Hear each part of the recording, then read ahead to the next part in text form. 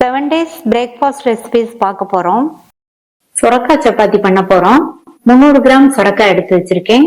இதுல மேல் தோலை சீவிட்டு உள்ள விதைகளை எடுத்துட்டு சின்ன சின்ன பீசஸா கட் பண்ணி வச்சிருக்கேன். அது 1 கப் அளவுக்கு இருக்கு. இந்த மிக்ஸி ஜார்ல கட் பண்ண சுரக்காய், 1 டீஸ்பூன் அளவுக்கு பொடியா கட் பண்ண இஞ்சி, பொடியா கட் பண்ண 3 பல் பூண்டு, கட் பண்ண 2 பச்சை மிளகாய், 1/2 டீஸ்பூன் சீரகம். இத நல்லா நைஸா அரைச்சுக்கலாம். தேவைப்பட்டா கொஞ்சமா மட்டும் தண்ணி சேர்த்துக்கங்க. சுரக்காய் நீர்ச்சத்துள்ள காய்ங்கிறதுனால தண்ணி அதிகமா தேவைப்படாது. இந்த மிக்சிங் பவுல்ல 1.25 கப் கோதுமை மாவு சேர்க்கிறேன். இது கூட அரைச்ச அந்த சுரக்காய் பேஸ்ட். அடுத்து இதுல பொடியா கட் பண்ண கொத்தமல்லி இலைகள் கொஞ்சம். இந்த கோதுமை மாவுக்கும் நம்ம அரைச்ச அந்த சுரக்காய் விழுதுக்கும் தேவையான அளவு உப்பு. இப்ப எல்லாத்தையும் நல்லா மாவோட சேர்த்து பிசைஞ்சுக்கலாம். தண்ணி எதுவும் சேர்க்காம பிசைஞ்சுக்கணும். சப்பாத்தி மாவு பதத்துக்கு பிசையணும்.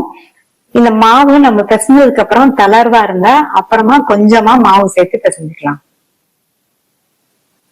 நல்லா ஒண்ணு சேர்த்து பிசைஞ்சாச்சு. நம்ம எடுத்த 1.25 கப் மாவே சரியா இருக்கு.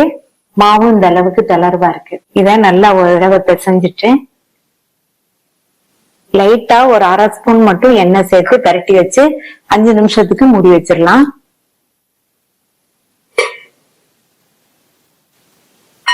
5 நிமிஷத்துக்கு அப்புறமா இதுல இருந்து நம்ம மாவு எடுத்து தேய்க்க ஆரம்பிச்சிடலாம். மேல கொஞ்சமா கோதுமை மாவு தூவிட்டு ரவுண்டா தேய்ச்சிடலாம். ரவுண்டா தேய்ச்சாச்சு. இத நான் இப்ப ரவுண்ட் ஷேப்பா கட் பண்ண போறேன். நீங்க அப்படியே போட்டு எடுக்கிறதுனாலும் போட்டு எடுத்துக்கங்க. இந்த மாதிரி ரவுண்டா உள்ள ஒரு பாத்திரத்தை வச்சுட்டு பிரஸ் பண்ணி விட்டுட்டு வெளியில உள்ள எக்ஸ்ட்ரா மாவை எடுத்துடலாம். இந்த அளவு திக்னஸ் இருக்கிற மாதிரி தேய்ச்சுக்கணும். இதே மாதிரி எல்லாத்தையும் ரவுண்டா கட் பண்ணி நம்ம தேய்ச்சு ரெடியா எடுத்து வச்சுக்கலாம். பேன் சூடாயிடுச்சு. தேய்ச்சி வச்ச சப்பாத்திய இதுல வச்சுட்டு ஸ்டவ் மீடியம் ஃப்ளேம்ல வச்சிருங்க. அப்பதான் நம்ம சுரக்காவை எல்லாம் பச்சை அரைச்சு சேர்த்திருக்கிறதுனால பச்சை வாசனை தெரியாம நல்லா வெந்து வரும். போட்ட உடனே திருப்பி போட வேண்டாம். ஒரு 30 செகண்ட்ஸ் போல அந்த சைடு வெந்ததுக்கு அப்புறமா திருப்பி போட்டுக்கலாம்.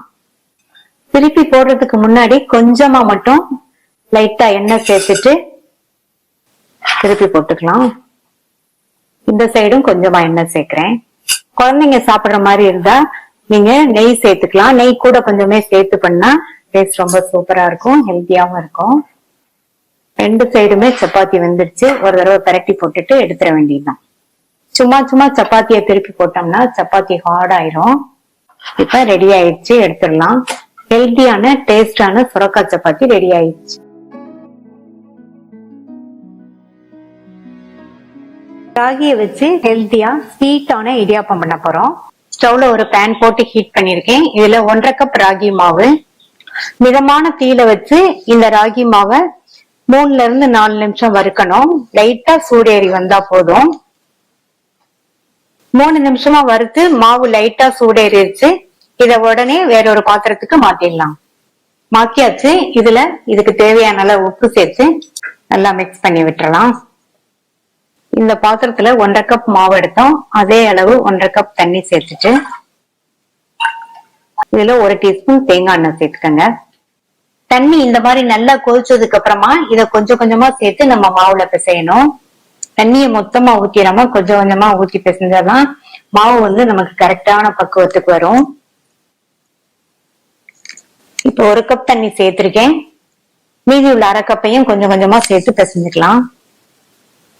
கொதிக்க வச்ச 1.5 கப் தண்ணியையும் சேர்த்தாச்சு. இப்ப மாவு எல்லாமே நல்லா ஈரமாயிடுச்சு பாருங்க. 2ல இருந்து 3 நிமிஷத்துக்கு மூடி வச்சிருங்க. மாவு இப்ப சூடா இருக்கு, பிசைய முடியாது. இப்ப மாவு கை பொறுக்கிற அளவு சூடு இருக்கு. லைட்டா கையில எண்ணெயை தொட்டுட்டு நல்லா ஒண்ணு சேர்த்து பிசைஞ்சிடலாம். பிசைஞ்சாச்சு. மாவு பாத்தீங்கன்னா கொஞ்சம் கூட கையில ஒட்டவே இல்லை. இந்த மாதிரி இருந்தாதான் நமக்கு இடியாப்பம் நல்லா சாஃப்டா கிடைக்கும்.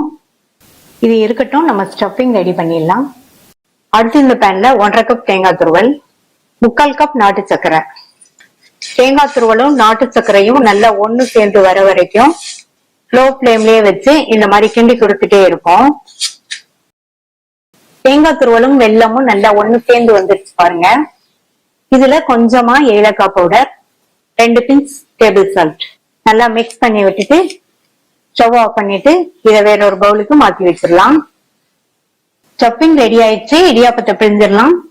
இதுல இருந்து இந்த அளவு மாவை எடுத்திருக்கேன். இதை ஷேப் பண்ணிட்டு இந்த மாவை மூடி வச்சிருங்க. அப்பதான் காஞ்சு போகாம இருக்கும். உள்ள இடியாப்ப வச்சு போட்டிருக்கேன். இந்த உலக்குல சுத்திலும் எண்ணெய் அப்ளை பண்ணிருக்கேன். இதை இதுல வச்சுட்டு க்ளோஸ் பண்ணிடலாம். இந்த இட்லி தட்டுல ஒரு காட்டன் துணியை தண்ணியில நனைச்சு பிழிஞ்சு போட்டிருக்கேன். இதுக்கு பதில் நீங்க இட்லி பிளேட்ல எண்ணெய அப்ளை பண்ணிக்கலாம். இப்ப இடியாப்பத்தை பிழிஞ்சிடலாம். நம்ம ஸ்டஃபிங் வைக்கிறதுனால இடியாப்பத்தை ஃபுல்லா மொத்தமா பிழிஞ்சிடாதீங்க. இந்த மாதிரி 2 லேயர் மட்டும் பிழிஞ்சிட்டு அதுக்கப்புறமா ஸ்டஃபிங் வைக்கணும். இப்ப ஃபர்ஸ்ட் 2 லேயர் மட்டும் பிழிஞ்சிடலாம். இந்த மாதிரி பிழிஞ்சிட்டு எல்லாத்துலயும் பரவலா நம்ம ரெடி பண்ண ஸ்டஃபிங்க சேர்த்துடணும். மெதுவா பிரஸ் பண்ணாம சேர்த்துக்கங்க. நல்லா தாராளமா சேர்த்துக்கங்க. அப்பதான் இடியாப்பம் சாப்பிடும்போது சூப்பரான ஸ்வீட்ல ரொம்ப நல்லா இருக்கும். இந்த மாதிரி ஸ்டஃபிங்க வச்சுட்டு இந்த ஸ்டஃபிங் க்ளோஸ் ஆகுற மாதிரி மறுபடியும் மேலையும் நல்லா பிழிஞ்சிருங்க. இடியாப்பம் பிழிஞ்சு ரெடியா இருக்கு. இட்லி பாத்திரத்துல தண்ணி விட்டு நல்லா கொதிச்சிட்டு இருக்கு. இடியாப்பத்தை வச்சுட்டு மூடி வச்சிருங்க. ஸ்டவ் மீடியம் ஃப்ளேம்ல இருக்கட்டும். மீடியம் ஃப்ளேம்ல இந்த இடியாப்பம் வெந்து வர்றதுக்கு 8ல இருந்து 10 நிமிஷம் ஆகும். 10 நிமிஷம் ஆச்சு. இடியாப்பம்லாம் நல்லா வெந்துருச்சு. ஸ்டவ் ஆஃப் பண்ணிட்டு இந்த பிளேட்டை வெளியில எடுத்து வச்சிடலாம். இடியாப்பத்தை பிளேட்டுக்கு மாத்தியாச்சு. லைட்டா தண்ணியை தெளிச்சிட்டு எடுத்தோம்னா நல்லா அழகா வந்துடும். மீதி உள்ளதை இதே மாதிரி பிழிஞ்சு வேக வச்சு எடுத்துக்கலாம். சுவையான ஸ்டஃப்டு ஸ்வீட் இடியாப்பம் ரெடி ஆயிடுச்சு.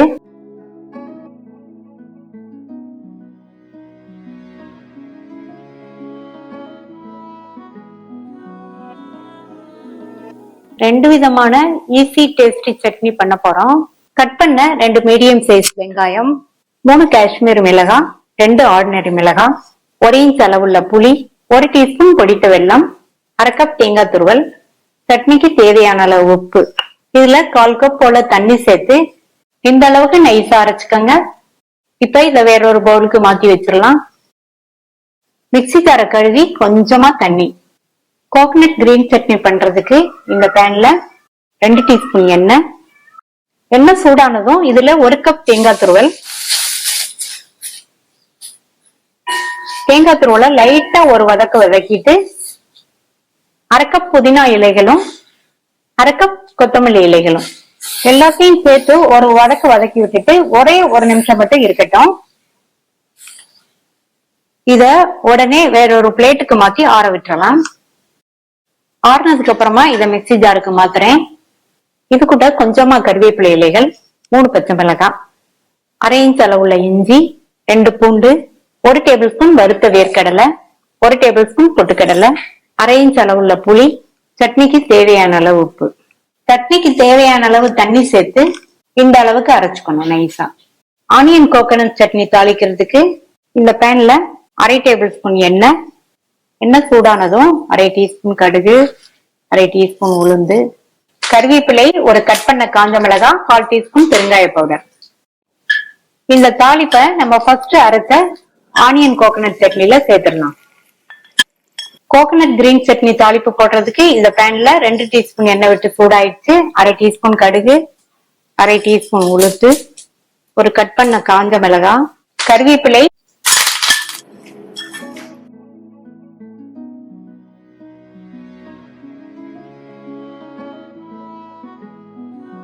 சாமை அரிசி வெஜிடபிள் கஞ்சி பண்ண போறோம். 1/2 கப் சாமை அரிசி எடுத்திருக்கேன். இது 125 கிராம் இருக்கும். இதை இந்த பவுல்ல சேர்த்துக்கலாம். இப்ப இத நல்லா தண்ணி விட்டு ஒரு 4-5 தடவை வாஷ் பண்ணிடலாம். இந்த மாதிரி சிறுதானியத்தை நல்லா 4-5 தடவை வாஷ் பண்ணிக்கணும். இப்ப நான் வாஷ் பண்ணிட்டேன். இதுல முங்குற அளவுக்கு தண்ணி சேர்த்து 1/2 மணி நேரம் ஊற வச்சுக்கலாம். இந்த பேன்ல 3 டீஸ்பூன் எண்ணெய் சேர்க்கிறேன். எண்ணெய் சூடானதும் அதுல 1/2 டீஸ்பூன் சீரகம் சேர்த்துக்கங்க. சீரகம் பொரிஞ்சிருச்சு. அது கூட 5-6 பூண்டை சேர்த்துக்கலாம். கூடவே ஒரே ஒரு பச்சை மிளகாவை கீரி சேர்த்துக்கங்க. அடுத்து 7-8 வெங்காயத்தை இந்த மாதிரி சின்ன சின்னதாக கட் பண்ணி வச்சிருக்கேன். அதை சேர்த்துக்கலாம். இப்போ எல்லாத்தையும் வதக்கி விட்டுக்கலாம். வெங்காயம் ஓரளவு வதங்கினா போதும். கலர் மாதிரி வதங்க வேண்டியதில்லை. அடுத்து கறிவேப்பிலை சேர்த்துக்கலாம். இந்த கறிவேப்பிலையும் லைட்டாக இந்த மாதிரி வதக்கி விட்டுட்டு அரைக்கப்பளவுக்கு பொடியாக கட் பண்ண பீன்ஸும் அரைக்கப்பளவுக்கு பொடியாக கட் பண்ண கேரட்டையும் சேர்த்துட்டு இந்த பீன்ஸுக்கும் கேரட்டுக்கும் தேவையான அளவு உப்பு சேர்த்துக்கலாம். நான் ஒரு 1/4 டீஸ்பூன் உப்பு சேர்த்துருக்கேன். இப்போ இந்த காய்கள்லாம் பாதி அளவுக்கு வதங்கணும், அது வரைக்கும் வதக்கிக்கலாம். மூடி வச்சுருங்க. காய் வதங்கி பாதி அளவுக்கு வெந்து வரட்டும். இப்போ 4 நிமிஷம் கிட்ட ஆச்சு. சேர்த்து இந்த பீன்ஸும் கேரட்டும் பாதி அளவுக்கு வெந்திருக்கு. அடுத்து இதில் நம்ம 1/2 மணி நேரமாக ஊற வச்ச இந்த சாமை அரிசியை சேர்த்துக்கலாம். இது கூட தண்ணி சேர்க்கணும். நான் அரிசி எடுத்த கப்பில் 6 கப் அளவுக்கு தண்ணி சேர்க்குறேன். இது கஞ்சிங்கிறதுனால தண்ணி கரெக்டாக சேர்க்கணுங்கிறது கிடையாது, கொஞ்சம் முன்ன பின்ன இருந்தால் பரவாயில்ல. காய்கறி வதக்கும் போது உப்பு சேர்த்தோம். இப்போ அரிசி சேர்த்ததுக்கப்புறமா அதுக்கு தேவையான அளவு உப்பு சேர்த்துட்டு நல்லா ஒரு தடவை கலந்து விட்டுறலாம். இப்போ இது நல்லா கொதிச்சு வரட்டும். இப்போ நல்லா கொதிக்குது. மூடி போட்டுருங்க. ஹை ஃப்ளேமில் 3லேருந்து 4 நிமிஷம் இந்த அரிசி நல்லா வேகட்டும், அதுக்கப்புறமா பார்க்கலாம். ஹை ஃப்ளேமில் வச்சு 4 நிமிஷம் ஆச்சு. சாதம் வெஜிடபிள்ஸோடு சேர்ந்து வெந்து நம்மளுடைய சாமை அரிசி கஞ்சி ரெடி ஆயிடுச்சு. அடுத்து இதில் பொடியாக கட் பண்ண கொத்தமல்லி இலைகளை சேர்த்துடலாம். நல்லா ஒரு தடவை மிக்ஸ் பண்ணி விட்டுட்டு ஸ்டவ் ஆஃப் பண்ணிடலாம். சுவையான சத்தான சாமை அரிசி வெஜிடபிள் கஞ்சி ரெடி ஆயிடுச்சு.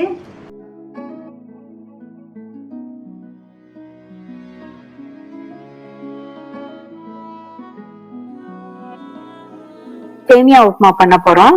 1 கப் வறுத்த சேமியாவும் 1/2 கப் அளவுக்கு ஃப்ரெஷ்ஷான கொத்தமல்லி இலையும் எடுத்து வச்சிருக்கேன். இந்த மிக்ஸி ஜார்ல கொத்தமல்லி இலை, 2 பச்சை மிளகாய், 1/2 டீஸ்பூன் சீரகம் சேர்த்து கொஞ்சமா தண்ணி சேர்த்து அரைச்சுக்கலாம். லைட் கோர்ஸா இருக்கிற மாதிரி அரைச்சுக்கலாம்.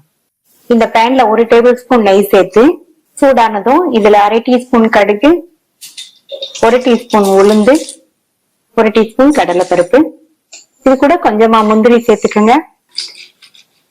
அடுத்து கறிவேப்பிலை, இது கூட கொஞ்சம் கட் பண்ண கேரட், கட் பண்ண பீன்ஸ், ஃப்ரெஷ்ஷான பச்சை பட்டாணி.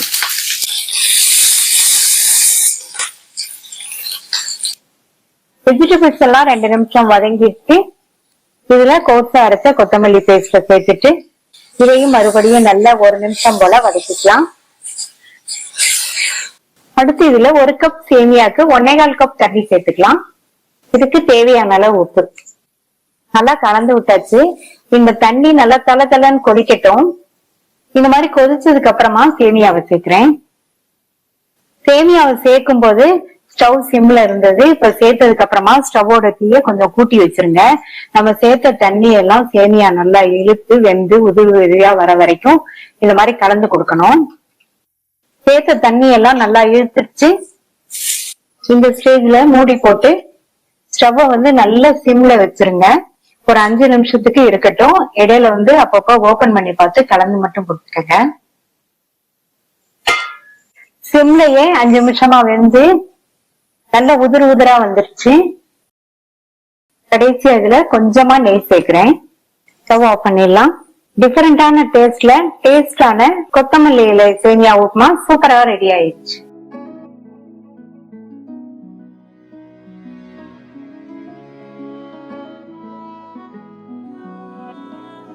ஆனியன் டொமேட்டோ சாண்ட்விச் பண்றதுக்கு 125 கிராம் தக்காளி, 60 கிராம் வெங்காயம், ஒரே ஒரு பச்சை மிளகாய், கூடவே 1 டேபிள் ஸ்பூன் அளவுக்கு பொடியா கட் பண்ண மல்லி இலை, இதுக்கு தேவையான அளவு டேபிள் சால்ட், தேவையான அளவு சில்லி பவுடர், 1/2 டீஸ்பூனுக்கு கொஞ்சம் கம்மியா சேர்த்திருக்கேன்.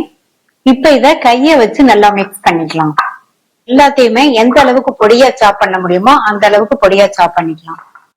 இந்த ஸ்டஃபிங்க ரெடி பண்ண உடனே நம்ம சாண்ட்விச் செய்ய ஸ்டார்ட் பண்ணிடணும். நம்ம முன்னாடியே ரெடி பண்ணி வச்சோம்னா இது நீர்த்து போயிடும். ஏன்னா ஆனியனோட நம்ம சால்ட் எல்லாம் சேர்க்கறதுனால நீர்த்து போயிடும். 6 பிரெட் ஸ்லைசஸ் எடுத்து வச்சிருக்கேன். இப்ப செய்ய ஸ்டார்ட் பண்ணலாம்.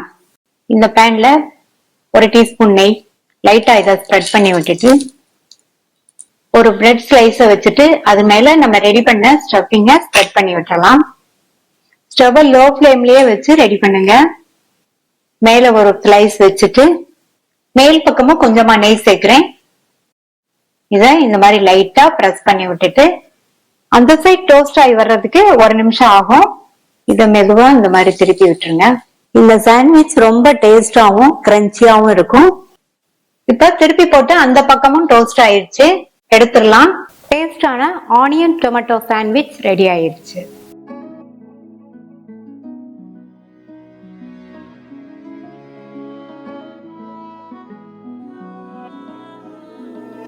கோதுமை தோசை. இந்த மிக்சிங் பவுல்ல 1 கப் கோதுமை மாவு சேர்க்கிறேன். இந்த மாவுக்கு தேவையான அளவு உப்பு சேர்த்துட்டு நல்லா ஒரு தடவை மிக்ஸ் பண்ணி விட்டுட்டு கொஞ்சம் கொஞ்சமா தண்ணி சேர்த்து மாவை கரைச்சிக்கலாம். கட்டி இல்லாம கரைச்சிக்கலாம். இந்த மாதிரி கொஞ்சம் கூட கட்டி இல்லாம கரைச்சிக்கங்க. மூடி போட்டு 10 நிமிஷம் ஊற வச்சிருங்க. இந்த பேன்ல 1 டீஸ்பூன் எண்ணெய் சேர்க்கிறேன். இப்ப எண்ணெய் சூடாயிடுச்சு. அதுல 1/2 டீஸ்பூன் கடுகு பொரிய ஆரம்பிக்கும் போது 1 டீஸ்பூன் உளுந்தும் 1 டீஸ்பூன் கடலைப்பருப்பும் சேர்த்துக்கங்க. இந்த பருப்பெல்லாம் வறுபட்டு நல்லா பொன்னிறமா வரட்டும். அடுத்து இதுல ஒரு சின்ன சைஸ் வெங்காயத்தை கட் பண்ணி சேர்த்துட்டு அதுக்கப்புறமா 2 பச்சை மிளகாவை நல்லா பொடியா கட் பண்ணி சேர்த்துக்கங்க. கூடவே 1 டேபிள் ஸ்பூன் அளவுக்கு ஸ்ப்ரிங் ஆனியன் சேர்த்திருக்கேன். கட் பண்ண கருவேப்பிலை இலைகள் கொஞ்சமும், இது கூட 2 பிஞ்ச் பெருங்காய பவுடர் சேர்க்கிறேன். அடுத்து ஒரு மீடியம் சைஸ் தக்காளியை கட் பண்ணி சேர்த்துக்கிறேன். தக்காளியை விதைகளை நீக்கிட்டு தோலும் சதையுமா கட் பண்ணிக்கங்க. இப்ப இது எல்லாத்தையும் நல்லா 1 நிமிஷத்துக்கு வதக்கி விட்டா போதும். இது கூட 1/4 டீஸ்பூன் உப்பும் சேர்த்து வதக்கிக்கங்க. மாவு கரைக்கும் போது உப்பு சேர்த்தோம். இப்ப இந்த வெங்காயம் பச்சை மிளகாய்க்கு தேவையான அளவு உப்பு சேர்த்திருக்கேன். இப்ப 1 நிமிஷமா வதங்கிருச்சு. இதை எடுத்து மாவுல சேர்த்துக்கலாம். மாவு 10 நிமிஷமா ஊறிடுச்சு. நம்ம வதக்கி வச்சதை இதுல சேர்த்துக்கலாம். அடுத்து இது கூட பொடியா கட் பண்ண கொத்தமல்லி இலைகள் சேர்த்துடலாம். இந்த மாதிரி கொத்தமல்லி இலைகள் நிறைய சேர்த்து பண்ணோம்னா தோசை நல்லா வாசனையாகவும் டேஸ்டாகவும் இருக்கும். இப்ப எல்லாத்தையும் நல்லா ஒன்னா மிக்ஸ் ஆகுற மாதிரி கலந்து விட்டுறலாம். நல்லா கலந்து விட்டாச்சு. மாவு இந்த கன்சிஸ்டன்சியில இருக்கணும். இந்த மாதிரி இருந்தா தோசை ஊத்துறதுக்கு கரெக்டா இருக்கும். தோசைக்கல் போட்டு நல்லா சூடாயிடுச்சு. அதுல கொஞ்சமா எண்ணெய் விட்டுட்டு நல்லா இந்த மாதிரி அப்ளை பண்ணி விட்டுருங்க. நம்ம ரெடி பண்ணி வச்ச மாவுல இருந்து நான் இந்த கரண்டில 2 கரண்டி மாவு சேர்க்கிறேன். இதை இந்த மாதிரி ஸ்ப்ரெட் பண்ணி விட்டுக்கலாம். ரொம்ப மெல்லிசாவும் இல்லாம ரொம்ப திக்காவும் இல்லாம ஓரளவு லைட்டா திக்னஸ் இருக்கிற மாதிரி இந்த மாதிரி தேய்ச்சி விட்டுருங்க.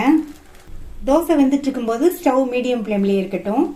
இப்ப தோசையோட மேல் பக்கம்லாம் நல்லா ட்ரை ஆனதுக்கு அப்புறமா இதுல நம்ம எண்ணெய் அப்ளை பண்ணிக்கலாம். இப்ப தோசையை பரட்டி போட்டுக்கலாம். லைட்டா இந்த மாதிரி பிரஸ் பண்ணி விட்டுருங்க. பரட்டி போட்டதுக்கு அப்புறமா தோசை அந்த சைடு வெந்து வர்றதுக்கு 2 நிமிஷம் ஆகும். அது வரையும் இருக்கட்டும். 2 நிமிஷம் ஆச்சு. இந்த சைடுமே தோசை நல்லா வெந்துருச்சு. எடுத்துடலாம். மீதி உள்ளதையும் ஊத்தி எடுத்துடலாம். நல்லா கலர்ஃபுல்லா டேஸ்டான கோதுமை தோசை ரெடி ஆயிடுச்சு. எல்லா தோசையும் சுட்ட எடுத்தாச்சு. இந்த மாதிரி தோசையை ரோல் பண்ணி வச்சோம்னா பாக்குறதுக்கு நல்லா அழகா இருக்கும். நீங்களும் இதை ட்ரை பண்ணி பார்த்துட்டு உங்க கமெண்ட்ஸ் சொல்லுங்க. Thank you.